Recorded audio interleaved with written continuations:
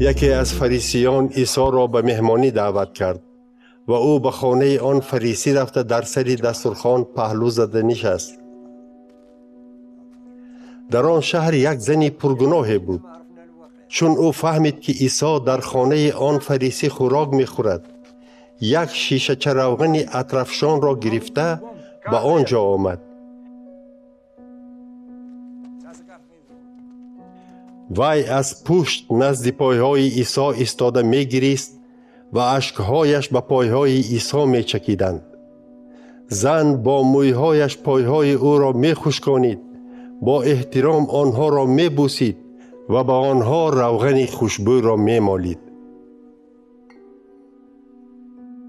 این را دیده فریسی که عیسی را دعوت کرده بود از دلش چنین فکر را گذراند: اگر این مرد در حقیقت پیغمبر می بود، می دانست که این زن چگونه است، چون زنی که حالا به او دست می رساند گناهکار است.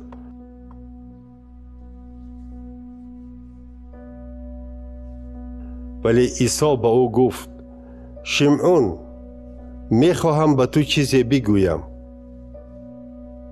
گفت: مرحمت استاد. پس عیسی سخنش را دوام داده گفت: دو کس از یک آدم پول قرض گرفتند. یکی از او 500 و دیگری 50 تنگه نقره قرضدار بود. از بس که قرضشان را کنده نمی توانستند، آن شخص قرض هر دو را بخشید. حالا بگو که کدام از آنها او را بیشتر دوست می دارند؟ شمعون در جواب گفت: به فکرم آن کسی که به او قرض زیادتری بخشیده شده است. عیسی گفت: درست فهمیدی. بعد به آن زن رو آورده به شمعون گفت: این زن را می بینی؟ من به خانه ات آمدم ولی برای پایهایم آب نآوردی. این زن باشد پایهای مرا با اشکهایش تر و با مویهایش خشک کرد. تو به من بوسه سلام ندادی. این زن باشد از وقت آمدنم تا حال بوسیدن پایهایم را بس نمی کند.